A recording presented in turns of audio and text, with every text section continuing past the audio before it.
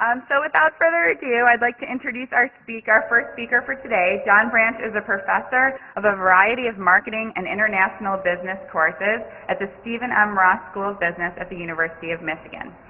Until recently, he also served as Director of Educational Outreach at the university's William Davidson Institute, which focuses on emerging and transitional economies, and was responsible for the development and dissemination of pedagogical materials. He has been involved in a variety of European Union and other government-funded development projects, most notably in the republics of the former USSR, including the Ukraine and Uzbekistan.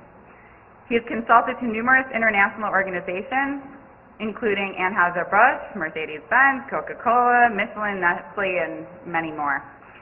Today his talk will focus on globalization, the great debate. Please join me in welcoming Professor John Branch. Thank you very much, Jamie, and thank you, Meredith, for inviting me over. I'm so delighted to be here. I do have my name tag on here. It says I'm a professor at the University of Michigan, although sometimes I feel like I'm teaching kindergarten. You might remember back to your undergraduate days and your kindergarten-like behavior. Although I have to tell you that the people who, there's a little bit of an inverse relationship at universities. The people who act out the most are actually the executive MBAs, the 50-year-old CEOs of companies, which is possibly no surprise after some of the talks you heard about yesterday and the men behaving badly and women behaving badly in corporations within our globalized world economy.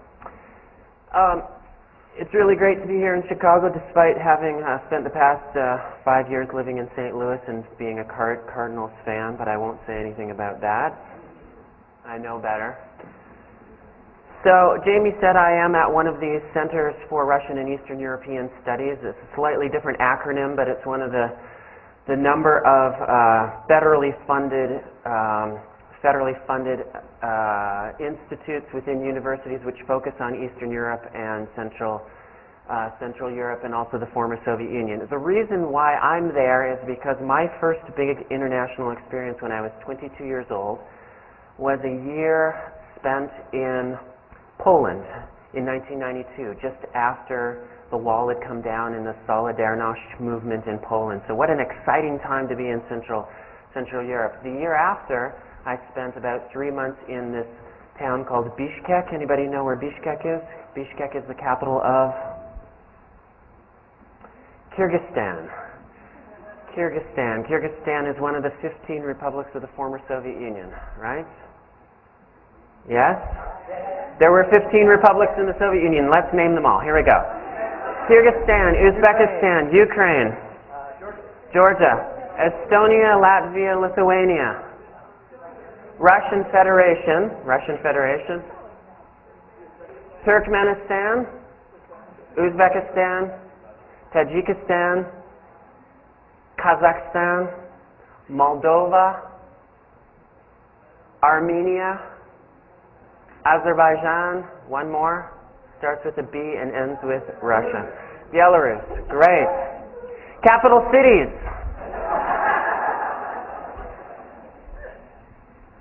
So I'm a professor at the Ross School of Business, the #1 business school in the United States. Thank you. On cue. And faculty associate at the Center for Russian and Eastern European Studies. As Jamie suggested, I was also for the past couple of years an administrator at the William Davidson Institute at the university, which focuses on emerging economies, which some of you might know is about 75% of the world classified as an emerging economy. And I was in charge of developing pedagogical materials. So teaching materials, cases, videos, simulations, any kind of teaching material which could be used at the community college level, the secondary school level, or the university level, management training, but focusing on emerging economies. Prior to moving to the University of Michigan, I was a professor at Washington University in St. Louis, which happens to be in the same conference as the University of Chicago for sports. It's a good one, yeah, Division III. And you can see there I got my PhD at the University of Cambridge in England. I also spent some time at Kellogg, which is the Graduate School of Business at Northwestern University, and I was at the University of Oxford for some time, also in England. I guess my claim to fame is I am international guy. That's my business title at the University of Michigan. I spend about Go Blue! I spend about 4 months of the year traveling the world. I have a visiting professorship at the Moscow State University in Russia, also at the Stockholm School of Economics in Riga, Latvia, and at the Zagreb School of Economics and Management in Zagreb, Hrvatska, Croatia. But I'm usually traveling to Europe once or twice a month doing management training and other kinds of teaching. So, international guy I am. And the courses which I teach are largely around globalization, international business, and international marketing. Hence, my presence here. All right? And I'm originally from Canada, if you couldn't tell by my lack of accent, right? Canadians are neutral in accent. Everybody else's accent is gauged by our neutrality. Okay, so here we go. Today, I thought we would start out talking about globalization. Yesterday I had some very interesting talks, but they were not particularly definitional in terms of what globalization is. So we want to start out by talking a little bit about globalization and then move directly into high school debate club. Does everybody remember high school debate club? Did anybody participate in high school debate club and is willing to admit it? Okay. Well done. Any chess club members here? No. Dungeons & Dragons? So we're going to do a quick little debate, and the reason I want to do the debate is it seems that globalization as a controversial topic is most suited to a classroom exercise around a debate. So we won't do the full debate, which I actually use in my executive MBA classes and my full-time MBA classes, but we'll do a quickie version of it so you can get a feel for how you might run it in your own classrooms and the kinds of materials which you might use in order to facilitate the debate. Then I would like to have a broader discussion about why is this thing called globalization so controversial? Why does it raise so much controversy, as we say in England? Right? Why so much controversy around globalization? What are the dimensions of globalization which cause people to get so infuriated about it? Or, conversely, so rah, rah, rah, hip, hip, hooray, globalization is going to save the day. Okay? And finally, I would like to leave you with what I think are the most important dimensions to understand as a teacher, instructor, professor, when you're teaching globalization within a broader framework of economics. Not so much in sociology or anthropology or linguistic studies, but if you're teaching globalization within the broad area of economics, right, economics, then these are what I consider the four main dimensions of globalization. And we'll leave it at the end there, hopefully with some time for discussion and Q&A. Sound good? Before we get there, I want to do a quick summary from yesterday. So, what'd you learn at school yesterday, honey? What'd you learn at school yesterday, honey? Something interesting that you... Lots of graphs and charts, costs and benefits. A lot about corn? What about corn? They grow a lot of it in Iowa.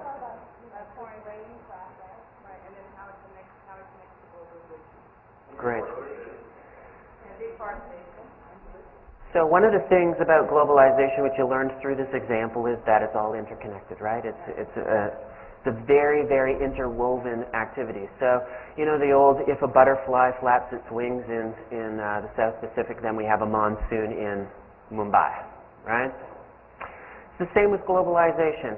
If there is a monsoon in Madagascar, what happens to your vanilla chai latte in the morning? Why? Because 70% of the world's vanilla is grown on the island of Madagascar. And not just 70% of the world's vanilla, 70% of premium, grade A, the best quality vanilla you can get. The other 30% largely comes from which country? Anybody? Make a run for the border? Mexico. So Mexico is the other big producer. If there is any weather-related crop problems in in Madagascar, if there is a coup, a military coup, which happens frequently in Southeast Asia, there are any problems in the capital of Madagascar, which is, anybody, capital of Madagascar? Antananarivo. If there are military or economic problems, it causes our vanilla chai latte with soy and no sugar to go up in price. In fact, a couple of years ago, I had a student who had done his internship at General Foods. General Foods is a producer of, you know, those tins, International House of Coffees, and there's one called, you know, French Vanilla.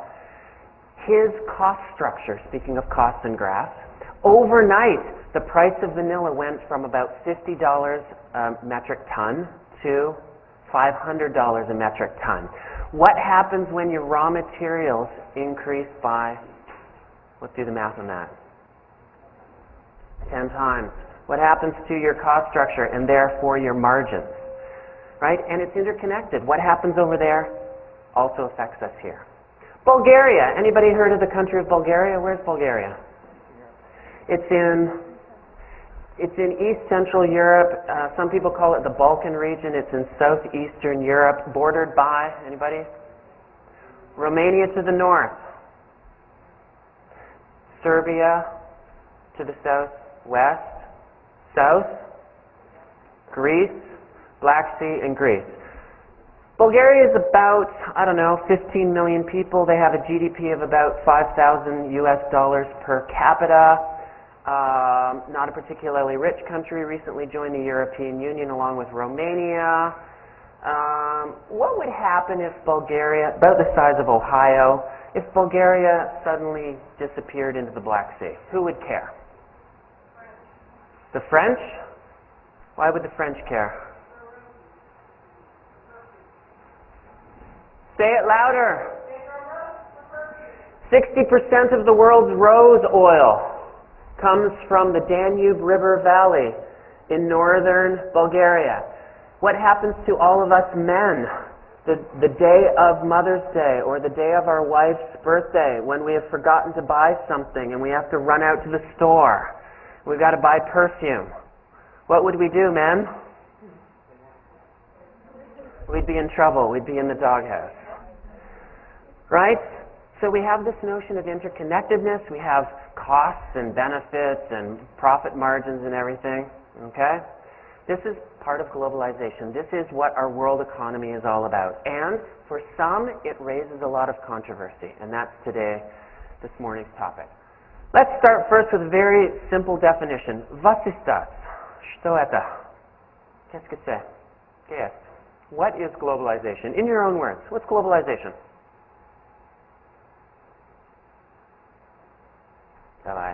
Yes. Yeah. It's about movement, right?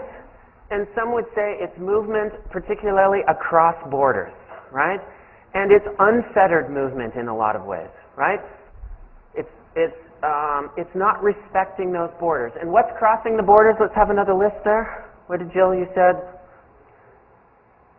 Money's crossing borders. Information's crossing borders.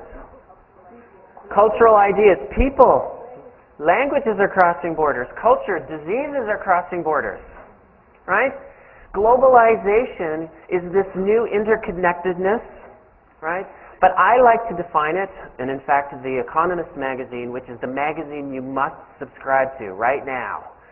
Forget about the Wall Street Journal, forget about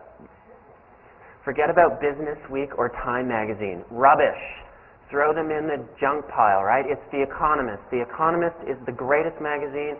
Get your libraries to subscribe to it right now. If you're going to be teaching globalization, you must have The Economist magazine.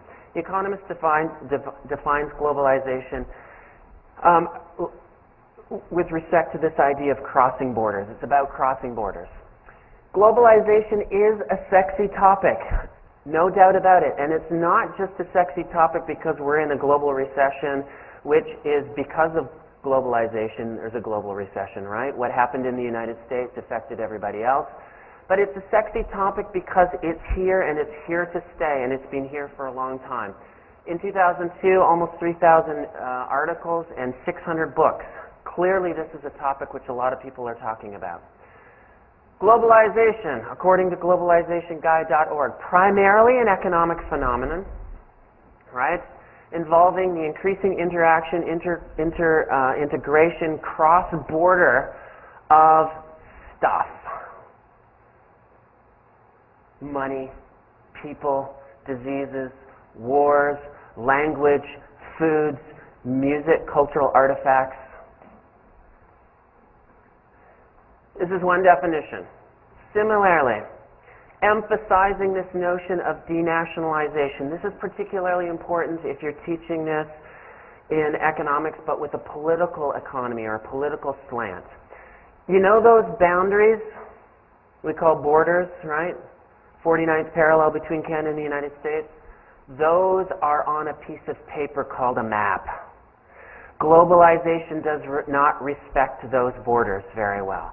Globalization is kind of this power, if you will, a power to cross those borders without respecting them. Right? Swine flu outbreak. Remember the swine flu outbreak a month ago? Did it respect borders? Right? People jumped on a plane. People walked across the border. At least between Canada and the United States, they walked across the border. Okay? Those are very economics and politics oriented. I'll give you a couple of other definitions which reflect a slightly different take on globalization.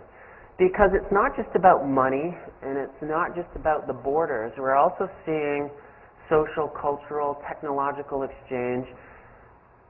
We are seeing globalization in terms of time and space. These are two other dimensions which I particularly like to explore. To give you an example, today is Tuesday. Last weekend I went to Greece. I'm going to say that again and think about that. Last weekend I went to Greece. Not I went to Greece for 3 weeks on vacation. I went to Greece for a weekend. Sociologists love to point out that globalization, technology has led us to a world where you can jump on a plane, O'Hare, or for me, DTW, Detroit Metropolitan, on a Thursday evening and be in Greece on Friday morning, teach Friday afternoon, teach all day Friday, and come home on Sunday. I went to Greece for the weekend. Now, Lauren is busily Facebooking right now. See, you can see her. She's Facebooking. And she's chitty-chatting on Facebook with whom?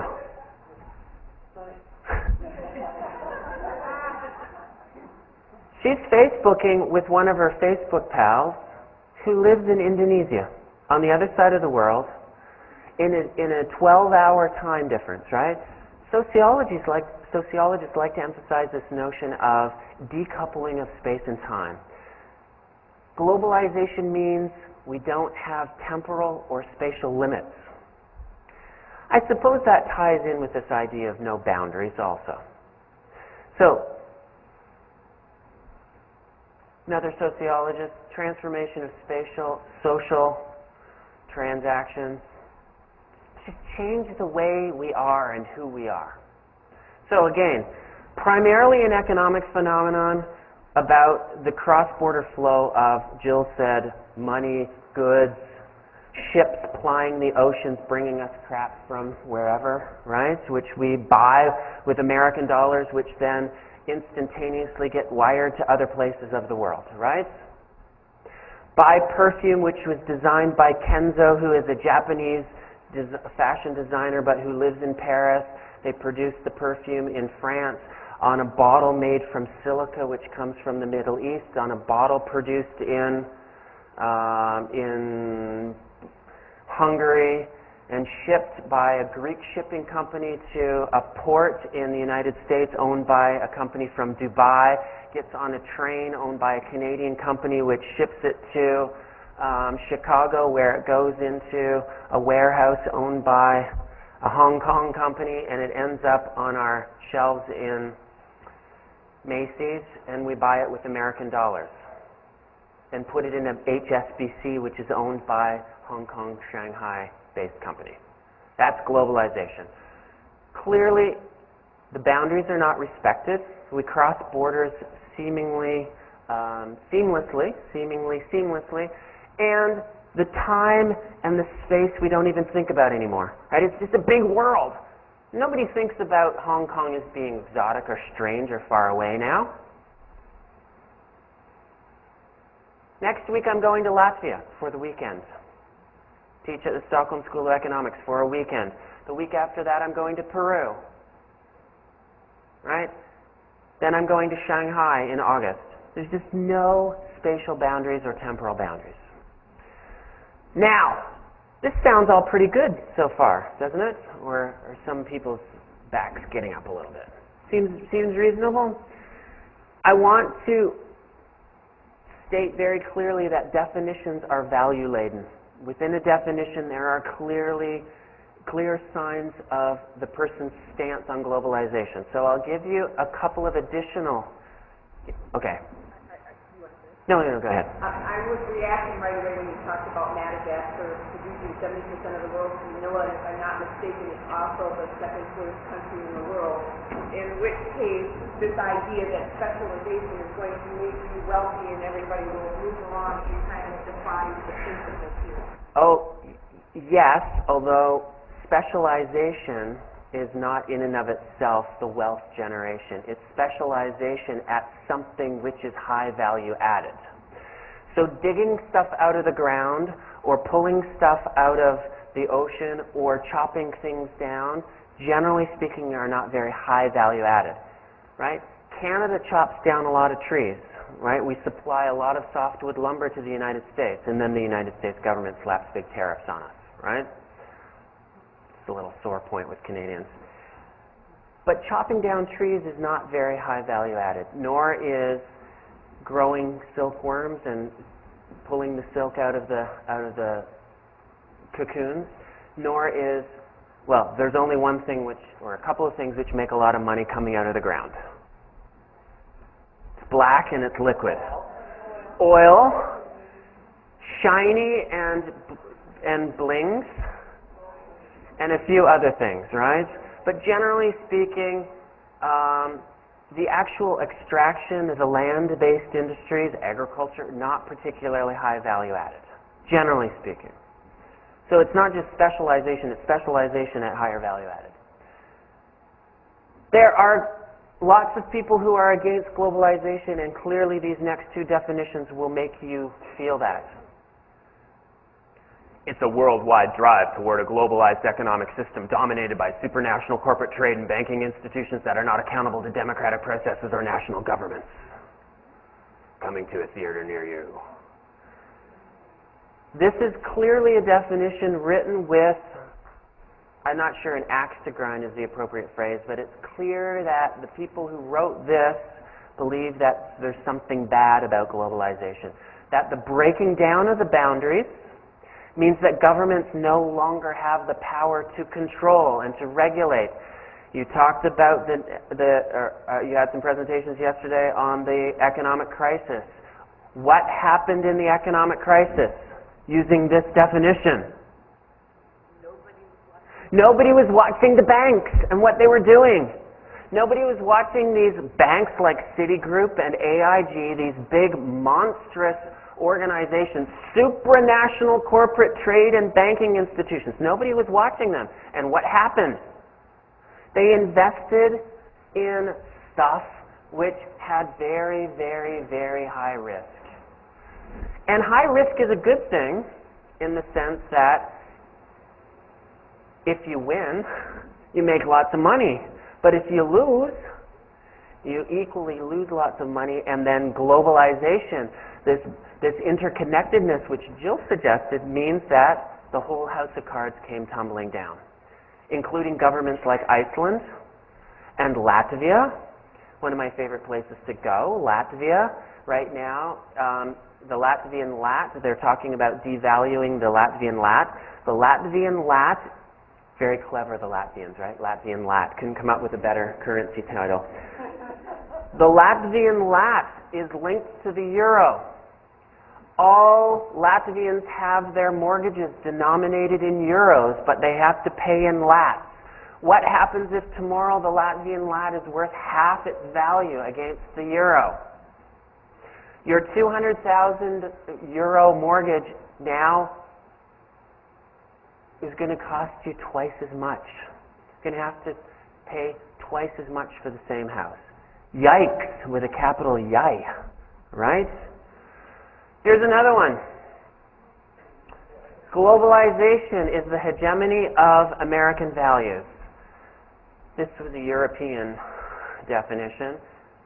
This is the idea that globalization is being dictated by Washington. It's called the Washington Consensus, that there are these powerful men and women sitting in the Star Chamber in Washington, D.C., pulling the globalization strings.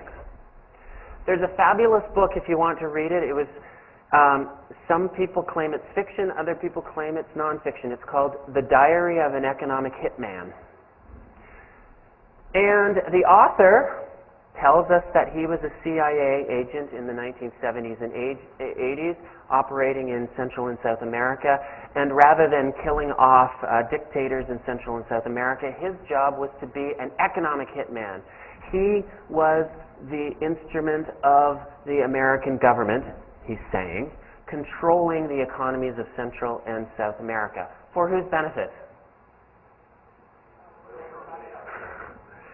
The oil companies or the big corporations, according to this kind of definition. Okay. So clearly this thing called globalization raises a lot of hackles, right? People find this a controversial topic. Here's the big question. Why? Why is it so controversial? Jill pointed out some interesting stuff. They make 70% of the world's vanilla, but they're one of the 5 poorest countries in the world. What's going on with that? Central African Republic yesterday on NPR, one of the poorest countries of the world, right? But they've got stuff which we're using. They've got bauxite and nickel and a bit of gold and some diamonds, stuff which all the developed countries want, right? We need copper. China needs copper. Why does China need copper? To build stuff, right? Wiring, copper piping.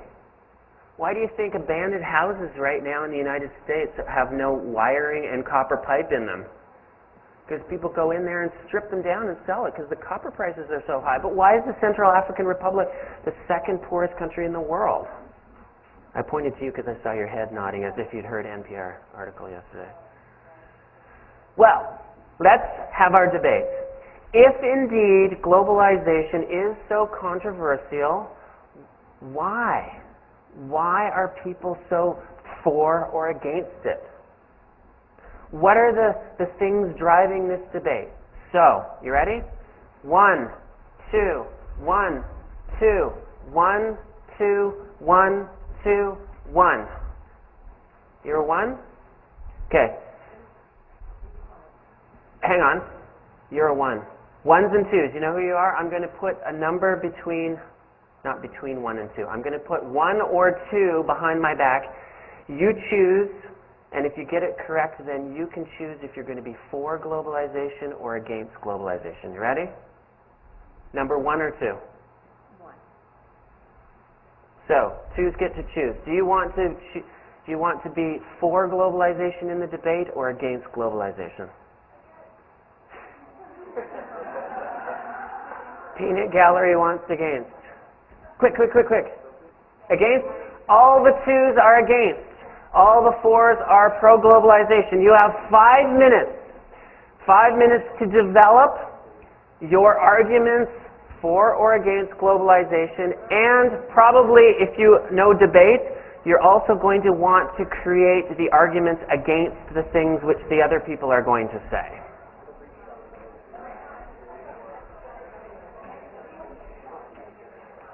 So, debate. Let's do a Letterman, a Dave's top 10 fors and a Dave's top 10 against here. If I were running this in my classroom, what I would do is I would randomly select one of the tables to present on behalf of the for argument. Then I would randomly select one of the against, and then I would break them back out, allowing for another 3 to 5 minutes of rebuttal arguments, right? So I would do 2 rounds of it, again selecting randomly so that you ensure that one of the random groups which had to present the first time is still motivated to continue into the second time. Make sense? Okay, so here we go. Let's just for our own debate here, let's come up with 10 fors and 10 against. So let's start with a 4. Are you a 4?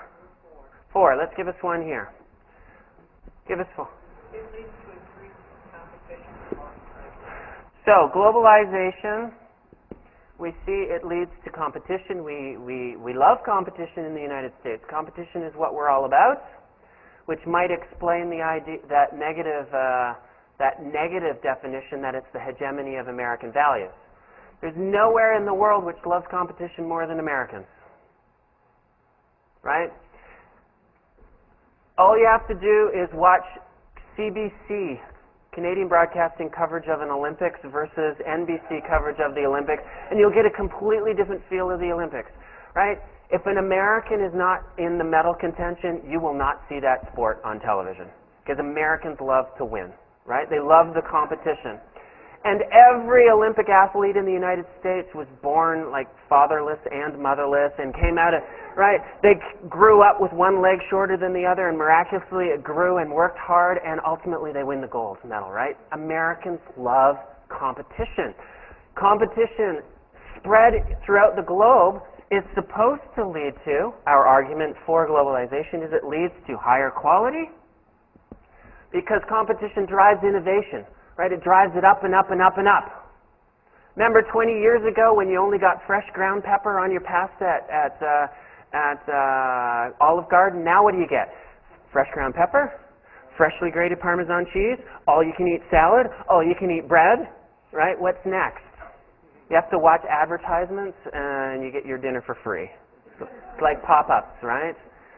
Innovation drives quality up, and at the same time it's supposed to drive our prices down. What else does it do? More opportunities.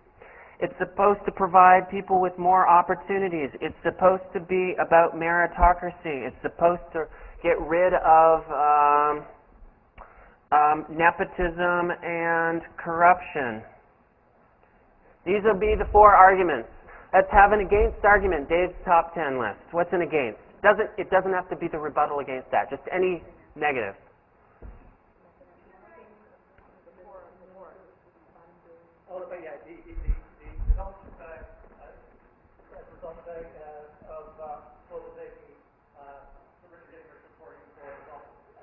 Okay, so there's a very popular series of books right now. A common phrase is this notion that the world of 6 billion people is a pyramid. And the bottom, depending on which book you read, suggests that the bottom 1 billion live on less than $1 a day. Some people say it's the bottom 2 billion live on less than $1 per day, according to the United Nations $1 a day poverty level.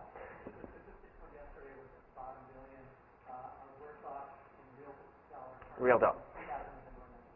So, argument is, not that you're quoting me, that the rich are getting richer and the poor are getting poorer. That globalization has largely neglected the bottom billion. They have not participated in, nor have they benefited from the activities of globalization. And that they're worse off. And the middle 4 billion here, not doing so well either. Good. We can come back to rebuttals. Let's do a number 2 here. 2, 2, 2, 4. Yeah, we'll rebut them in a second, though. Let's just get a bunch out on the table. Standards of living are Living standards. Living standards are rising globally. A rising tide raises all boats. So we're kind of rebutting at the same time. Even the bottom billionaire, their boat is going up. Give us an against. Were you an against? You weren't participating. You're a 4. Give us another 4. Nationalism will abate. War will be less likely because so many countries are involved. Looking after their economic well-being, they'll be less likely. Great. Globalization, the boundaries come down, the borders come down. We start to share, we start to hug each other, we start to understand each other. We start to buy each other's junk. Interdependence, and what Kenichi Ome, famous Japanese professor, said, we live in an interlinked economy, the ILE. We're interconnected, and therefore we wouldn't want to go to war. We would, from a purely self-interested perspective, we don't want to go to war because they buy our junk and we buy their junk. We're interlinked. On a more humanitarian level, we like each other. We understand each other. We share some commonalities. We understand each other better than we did before because of globalization. Against did I hear human rights before? Okay, we got human rights. Globalization's leading to more respect of human rights around the world? Oh, you're against. Sorry, let's hear it.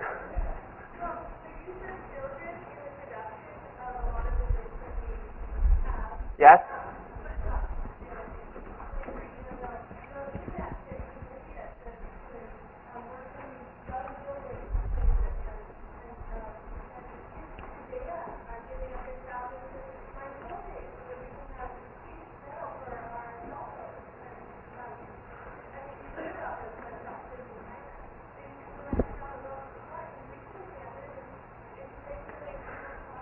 Globalization is a pressure like water running down a hill. Companies are forced to drive down their cost structure, so they will go to the cheapest labor. They will go to places which have the lowest levels of regulation on ecology, on humanitarian level. It's the race to the bottom. It's like water running down a hill. Excellent against. 4. It increases our economic choice. 1993, I was teaching in Bishkek, Kyrgyzstan, the first Masters of Business Administration program in Central Asia. I'm standing in class, we're talking about this idea of consumers and how they have choice, and I said, you know when you go into your grocery store and you have an entire aisle of bread, you have rye bread and pumpernickel bread and whole wheat, 5 grain, 7 grain, 9 grain. You just have the whole aisle. And they looked at me, just completely dumbfounded. I said, the aisle in the grocery store. And they said, we only have bread. Yeah, of course, bread. Chleb. No, we have bread. We have one kind of bread and one kind of non, round, flat bread, lavash in Russian. And I said, you mean you don't have choice? No, yes. We can have bread or we can have naan.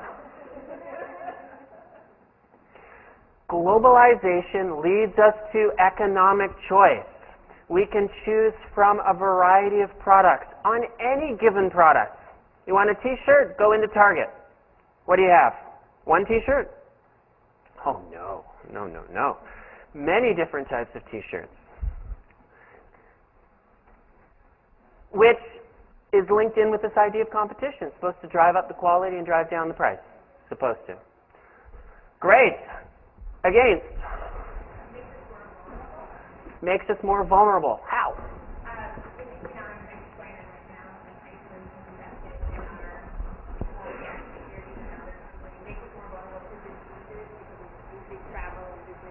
Perfect. The interlinkedness, the ILE, the interlinked economy, it makes us more vulnerable. We are held hostage to. We cannot avoid the swine flu in the United States. Remember when we were all sitting with bated breath wondering, when's the first case going to be in our state or in our city? right? Which country is going to topple next because they bought into dodgy mortgage-backed securities? And also the towards, move towards the specialization of the formal role because no longer diverse portfolio. There was a time when we could do all the stuff ourselves. There was a time when you personally could cook your own food. And how many men here know how to sew, for example? How many women here know how to sew? I tried, but I was bad. There was a how many men or women here know how to make preserves? How to can something? The old mason jars, you got to boil them in the big pot to sterilize them. You put the rubber rings on the top. How many know how to do that? There was a time when we knew how to do stuff. We are so specialized in our lives, in our economic lives now. Right? We can't do it. We can't do it. 4. I was going to say specialization. Specialization. Okay, specialization. Look at that. Specialization leads to what? Like I'm way happier than the person who's cleaning my air conditioner is much better at that than me. Higher quality, lower prices, more efficiency. More efficiency means less waste, means better for the economy, means people doing the stuff which they love. Gross national happiness goes up, GNH, right? I just made that one up. Okay, let's do some rebuttals or some additional. We've got about 5 minutes so we can finish up here. You would have to, as the instructor, you might think of how you would run this. I normally do the debate for a 90-minute college-level lecture. Right? I do the whole 90 minutes because we do breakout and then we do this. Each group gets to present and then we do breakout again for rebuttals and then we break again and then we do a classroom-based. By the way, we don't just do it based on our own knowledge. I assign readings, and I've given you those readings. I gave you about 8. I would usually give, for an MBA class, I would usually give somewhere between 15 and 20 newspaper articles, small readings, and they come to class prepared for the debate, prepared in the sense that they have they have the, what's the word I'm looking for, the data, the artillery ready to go. Okay? An alternative might be, you could say, give them nothing and say, you're 4, now on Wednesday, you're 4, that means you got to go do the research on your own. So self-directed research as opposed to me giving them. Give us another one, yes. Oh, the ecology. For or against, where am I putting it? Ecology. Why? Race to the bottom again, right? Hey, you know, America has very high EPA standards, right? So why don't, hey, let's go down to Mexico. We can just dump our dioxins right into the river. Save some money, avoid all the hassle. Even if a government worker comes and does one of these, right, I'll overlook it. We just pay that. We're done. Which has also a result of causing more unemployment here. Can we do the rebuttal on the ecology over here? What's the rebuttal? Where we're American firms are probably going to That it's the developed nations, the multinationals, which are involved in globalization. They bring higher labor quality, labor standards. They bring higher safety standards. They bring their ecological EPA standards from home to the foreign countries. They help clean up. That's the rebuttal. Not in the readings which I gave you, but I can find you readings where it's showed to be true. That information that was negative before is positive in terms of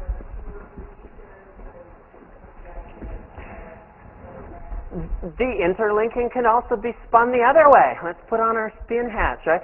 Spin it the other way. Interlinkedness is good. When a drug is developed by Pfizer in the United States, do they hold it in Pfizer in the United States or do they launch it worldwide? If they can make money, they launch it worldwide. When 3 years ago, when Da Vinci Code was launched here in the United States, I was in Zagreb, and the night it was launched, actually, I was ahead of you. It was launched in America. I was watching Da Vinci of Code Da Vinci Code in Zagreb, Croatia. I saw it the day it was released. The interlinkedness means that technology spreads, best practices spreads, ecological practices spreads. By that argument, these are not okay. I'm not putting up a flag here, right? I'm just saying by that argument. Let's go another one.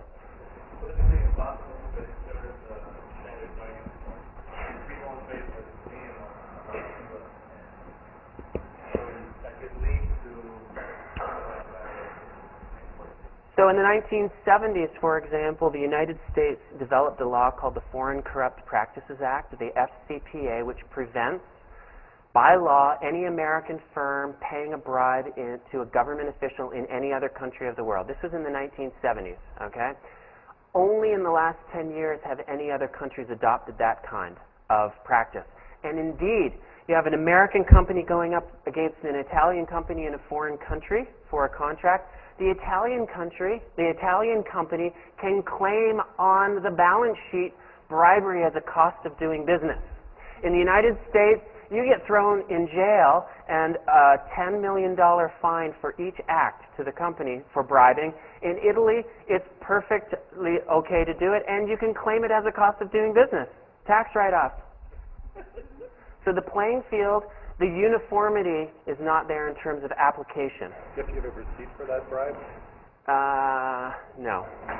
The same lack of uniformity undercuts the competition argument, because competition assumes a perfect market, and this is the rules of the game are very skewed in favor of the producer. Competition is supposed to, at least according to the Victorian England definition of competition, which was adopted by the United States in its sports, you're supposed to have two teams with this neutral arbiter and completely objective, well-defined rules. But our current state of globalization means that you have, for example, some would argue China not playing by the rules because it's undervaluing its currency, thereby making its exports very, very attractive. Hence the reason we have junk in Walmart, which costs nothing. Or, what did I see the other day? Old Navy with $2 tank tops. $2 tank tops on the weekend at Old Navy. How can they make it for that cheap in Bangladesh and then ship it over here all that way and still make money doing it? Something's funny about the rules. More. Yes, John. Regarding the ecological argument again, actually there's a whole new work world now. It's developing, NGOs and cleanup groups. There's a whole part of the economy that's new, cleaning up some of this stuff. So it's new opportunity there. So it's a good thing. Yes. It opens up opportunity. It increases our market size. If we're a company, now our market is no longer Illinois. It is the world. Yes? Also, if you look at the poor side, Yeah? all of these words that we have up here, competition, choice, I don't know what the second one. I don't know either. Standards. All those operate under a really heavy assumption of what the value of those things are, that they are sort of intrinsically good things, which those are Western in value. Well, can I stop you there? Human rights, largely Western developed concept. No, it's not debatable. Human rights is a Western developed concept. So I could make the same argument over there. Both sides are value laden. Both sides make assumptions. Both sides assume that health is a basic human right. And certainly on the against side, they hold that one very, very true. Take it one step further too. Okay. If we're going to look at globalization and human development, we're also making the assumption that we call underdeveloped countries or less developed countries want to develop. So we're kind of making a cultural assumption that they want to improve, that they want some standards that we know, that we have goals that we know we can reach. I'll give you the opposite argument, that the NGOs, who are mostly on the against side, are imposing development on countries, that globalization allows people to choose if they want to participate or not. Was that the argument you were making? Oh, okay. Okay. That's an argument. Yes. But I would argue for globalization increases philanthropy as well. I mean, you have like micro-lending, you have for interest savings, but you have that right and I would say that there's a bigger outlet for people, having filmed other countries. Grameen Bank, Muhammad Yunus, Kiva's a good one, Acumen Fund, all of these philanthropic. That globalization is increasing the level of philanthropy and the level of aid and help to raise people out of poverty, to improve standards of living. People are choosing. Micro-lending, and helping against human rights violations. Amnesty International, what a great organization, for at least opening the world's eyes to what's happening around the world. A major impact of globalization is the recent situation with NASA not being able to launch its last spacecraft. Now they are able to buy into former, they are allied with Russia, being able to rent space on the spacecraft Yes. to go back to the space center. Is that a good thing or a bad thing? That's a good thing. Good thing.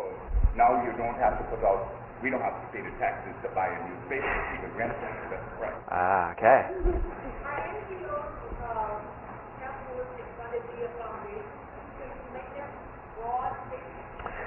Well, NGOs are funded in many different ways. Traditionally, they're funded by this. But that's because it's either taxes and all that.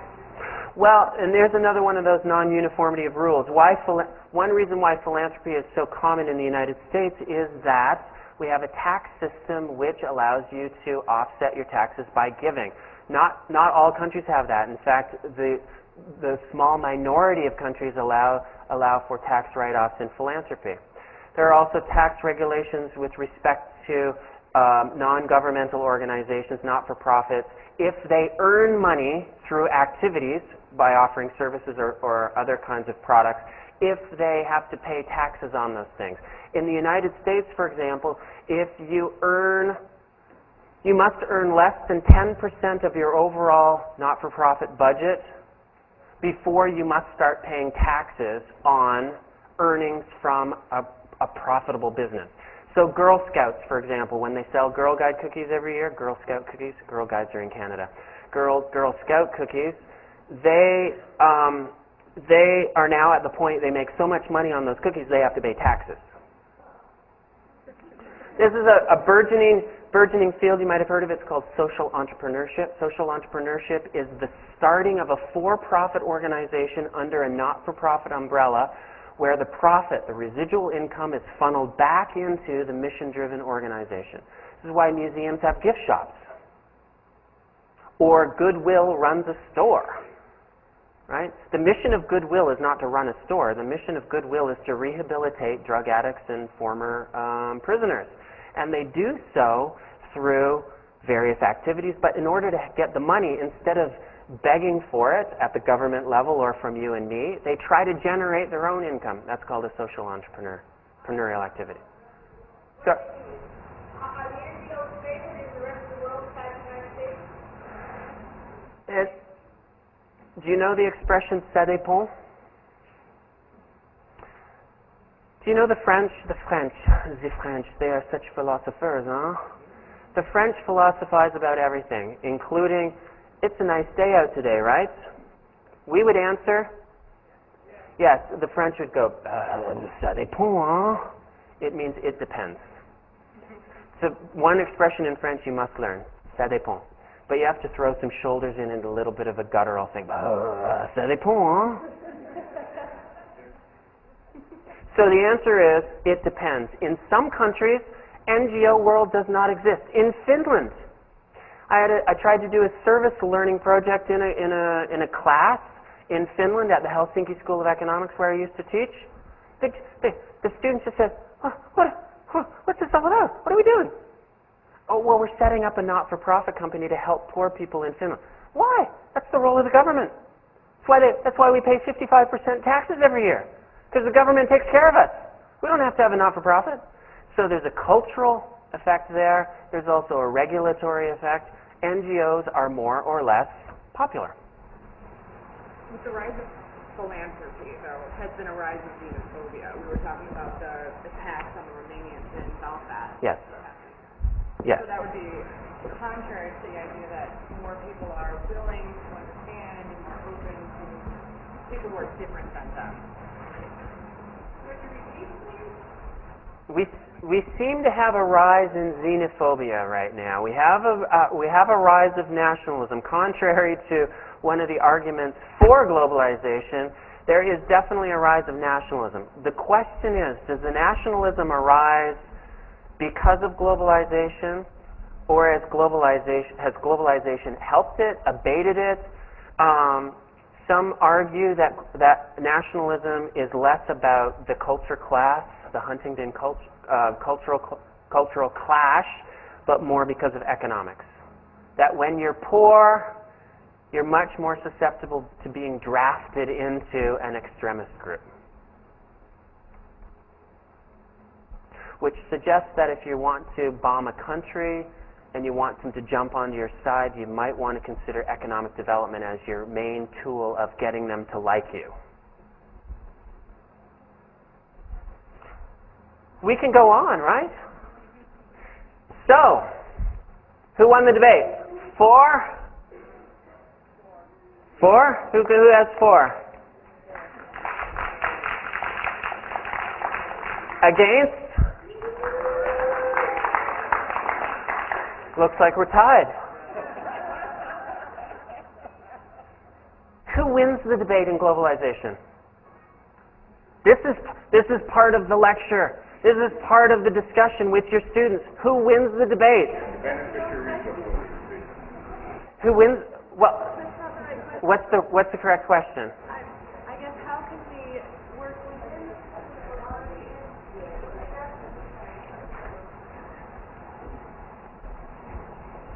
Nobody wins the debate. Nobody wins the debate. The controversy is there. It always has been. It will probably continue for some time. How can we change the current system? We were talking at this group. Is globalization as defined here, is it perfect? Maybe that's another avenue of discussion. Maybe you say, it's a form of globalization which has not perfected itself yet. It's not fair in many ways. The rules are not uniform.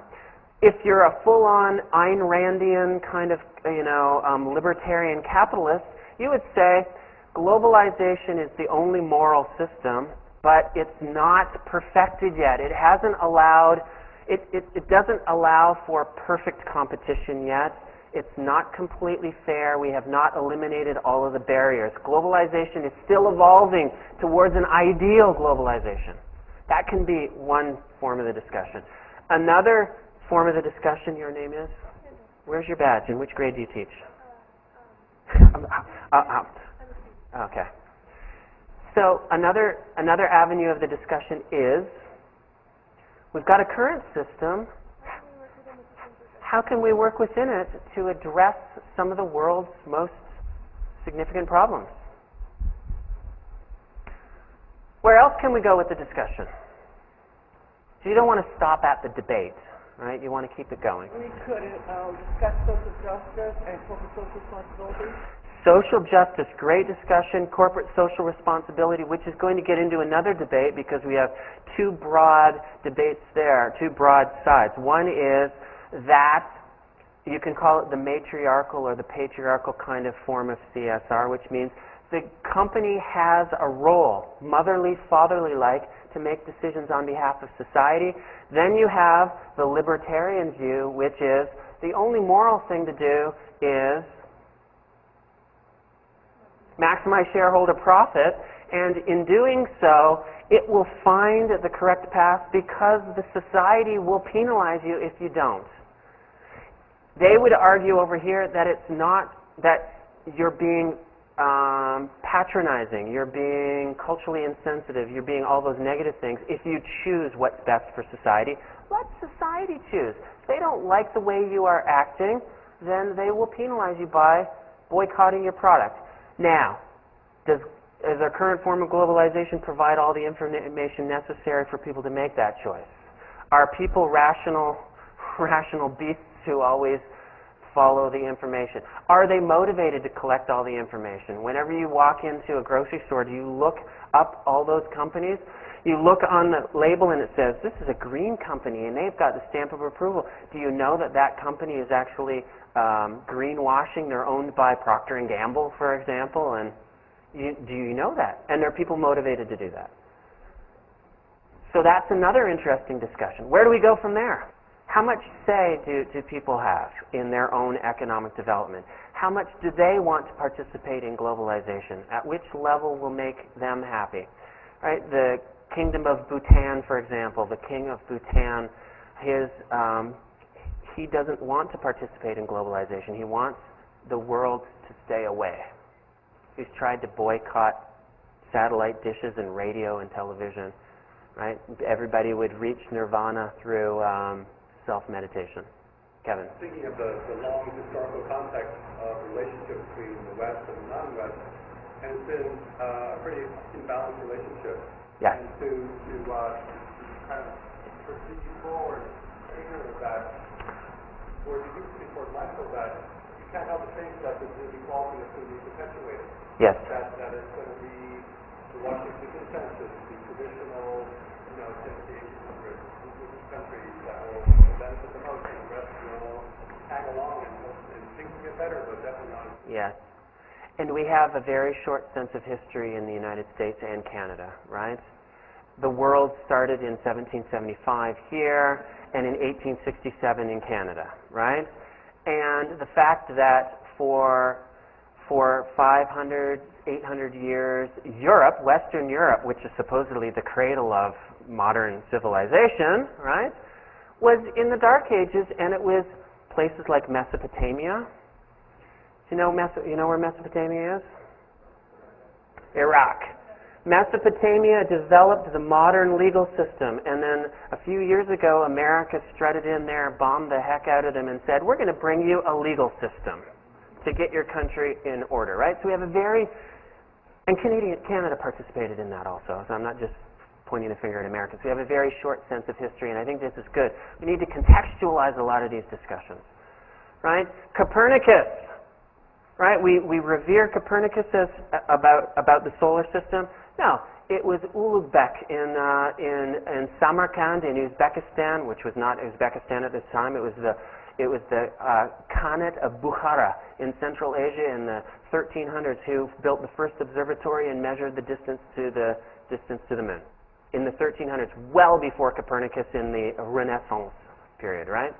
Mathematics, linguistics, Central Asia, Middle East. We have a very, very skewed sense of history. And we have a very short sense of history. Tear it down. Build something new. Great point. I want to leave you with a final few ideas, the dimensions of globalization, which I tend to emphasize, bearing in mind that I teach in a business school, where we are talking about globalization in an economics and business context. If you are teaching it more within a social studies class or a civics, introduction to political science, you might lead it in a slightly different direction. Then we ought to have time for some questions here. For me, globalization, at least in business world, again, that little fine print, are four major dimensions I would like to highlight. The first, it's clearly for us the confluence of several important economic phenomena. Okay? The current system of globalization, it's liberalization and deregulation. We've seen that particularly since two leaders in the early 1980s. Anybody know who was leading the free world in the 1980s? Ronnie and Maggie, right?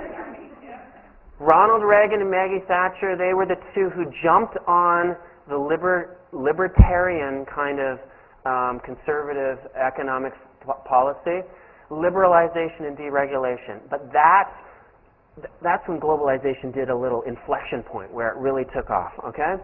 Privatization of assets. More and more governments around the world have been getting rid of their assets except in the last 6 months, where there has been, to some degree, nationalization, but it really, I wouldn't call it a straight-up nationalization. I would call it governmental investment or taxpayer investment, which is a different mentality. It looks the same, but it is different. Retreat of state functions, especially in the United States, the government is doing less and less for us in our daily lives. Healthcare, education could be a big one to go, maybe, right? Privatization of education, privatization of orphanages, privatization of lots of things which used to be done by the government. In Finland, yes, the government still does everything for us. Diffusion of technology, cross-national distribution and production. We talked about that. Jill gave that example at the beginning. Integration of capital markets. So these are just some of these phenomena, economic phenomena, which have come to a confluence, come to a head in what we would call globalization.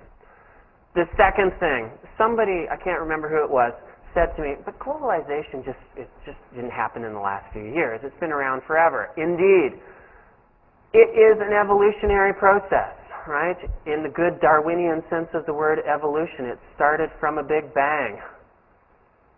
And I just put up some really, really interesting periods in the history of globalization, which, if you can close your eyes and imagine what it must have been like for you as a person at this time, it would be incredible.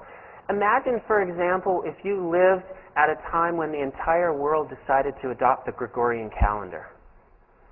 That overnight you stopped using the Jewish calendar or the Thai calendar or the old Chinese calendar or the Julian calendar. Imagine when the world got together and said, we're going to have the same postal and telegraphy standards. It's incredible. These things we take for granted, texting, right? Lauren over there texting in her pocket while she's MySpacing at the same time. I guess it would be MySpace. Facebook's for young kids, right? Fall of the Berlin Wall. Anybody? It's one of those kind of JFK questions. Where were you when the Berlin Wall came down? Right? What a momentous occasion in world history, and the integration of about 30 countries which had been isolated for approximately 70 years. Okay. Number 3. C'est clair, hein? Ça dépend, hein? It involves everyone. Globalization involves, or at minimum, impacts everyone. There are many countries, not many, there are some countries which have decided, for whichever reason, to not participate in globalization, and look what's happened to them. North Korea, right? We're talking about it. It's hot on the tips of everybody's tongue these days. Cuba has, to some degree, not participated. Myanmar, right? Laos, Cambodia. There are degrees of involvement, and we must not forget all these different players, you and me as consumers, governments, companies, financial institutions, not NGOs, the international organizations, unions. Everybody is impacted, involved. Everybody's a stakeholder of globalization. How you want to participate, how you want to try to change the world through your participation, it depends on where you sit there. The final thing, just to highlight what we've done here, it is controversial. And when I'm teaching my MBA students, I give them the answer, nobody wins the debate. Nobody wins the debate. You need to understand both sides of the debate. When I lived in St. Louis has about, 10 Fortune 500 companies, one of which is Monsanto. Anybody know Monsanto? The world's largest genetically modified organism organization, right? Every day, you want to go to their campus, you want to know what their campus is, you'd think it'd be this lush, rolling green hills, like park-like setting. Yes, except for the barbed wire fence around it, and people at the gates every day with big placards manifesting. Right? Every day at Monsanto, people are out there manifesting. You want to go work for Monsanto, you need to understand the debate. The debate is there. It's not just once a year when the G7 meets or the the G9 meets or the G11. It's not once a year at the WTO meetings. It's every day at the Monsantos of the world, at the Coca-Cola subsidiaries in Tashkent, Uzbekistan, where I did some consulting work. It's every place which has a presence in globalization. You will find this debate. You need to understand it. Okay? And the controversy runs the gamut. We came up with our top 10 list here or more. There are many, many, many, many different dimensions on this controversy. Well, I think we touched on all of these. Well, except for the destroying cultural differences. But that pretty much captures many of our issues. The four dimensions I think are most important to recognize. It's globalization is largely, at least from a business school perspective, the confluence of a series of economic phenomena. Number two, it is evolving and will continue to evolve. Number three, it involves everybody. It impacts everybody. And number four, there is controversy.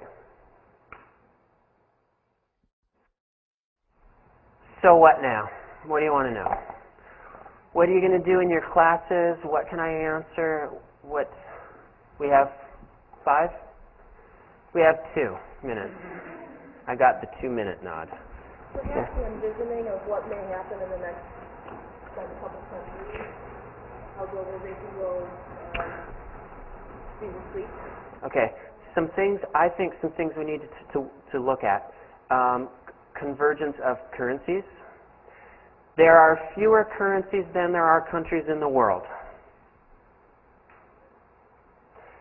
So I think we're going to see a lot more convergence on the currencies. That's one thing. I would suggest that we're also going to see more I don't know if consolidation of countries is the appropriate way to say it, but there will be consolidation of trade regions. We've got the European Union, we've got NAFTA, there's talk of a FTA, free trade agreement of the Americas, which would go from Canada all the way to Tierra del Fuego. That would be a huge trade group. And then, of course, they'll start talking to the European Union, and the next thing you know is you have your transatlantic trade group, at which point boundaries will really mean nothing. They will be on a map, but they will mean less and less. So we'll see a lot more convergence. I think we will see harmonization, and we've seen it in lots of different standards. Right now we're talking about the banking regulatory, the SEC kind of regulatory, and it's going to be global in nature. We saw accounting standards. It's called the GAAP, Generally Accepted Accounting Principles, GAAP. Those went into force, and I think 150 out of the 196 countries of the world follow the same accounting principles. So we're starting to see convergence on a lot of sort of pan-national things. So I would keep an eye on those. Those are some hot topics. Lots of technological convergence around software, around standards on DVD players and MP3 players, on IEEE standards on USB cables. It's incredible how, 30 years ago we couldn't agree on Betamax or VHS, but today, we're having a lot more agreement on certain technological standards. America might finally adopt the metric system. There are only 2 countries in the world which are officially not adopted the metric system. They are America and Bhutan. Americans might stop calling it the military clock and just call it the clock, because everybody around the world uses 24 hours instead of two half days of 12 hours. They might finally start writing the day before the month.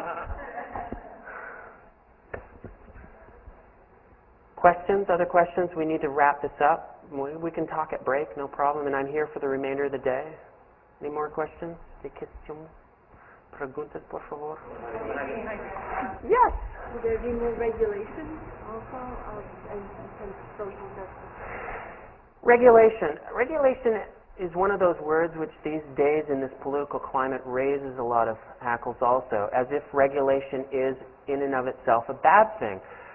Again, going back to the sports analogy, Americans love competition. They love sports. You cannot have sport if you don't have rules. Right?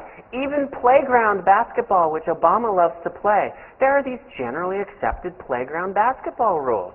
If you don't have those rules, you cannot play the game. Otherwise, it's just throwing a ball around.